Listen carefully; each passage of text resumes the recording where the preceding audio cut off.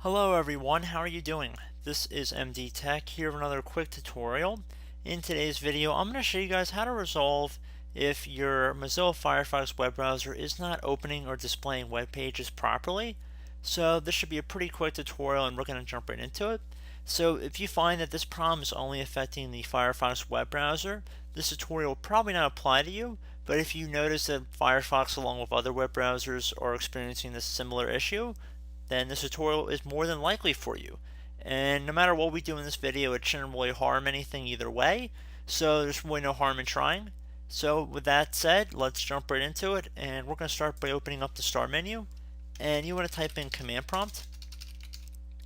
Best man should say command prompt. You want to right click on it and then left click on run as administrator.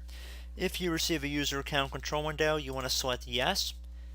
And now into this elevated command line window, you want to type in ipconfig space /flush DNS.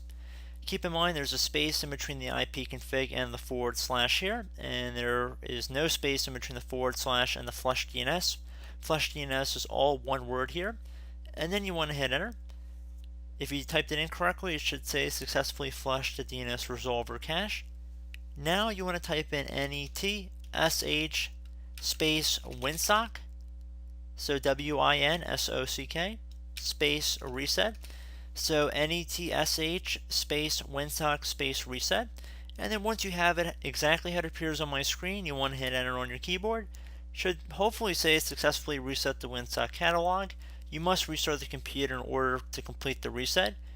And then I would recommend listening to that advice, close out of anything you have open, restart your computer, and hopefully your problem has been resolved. So as always, thank you for watching this tutorial. I do hope it helped you out, and I look forward to catching you all in the next tutorial. Goodbye.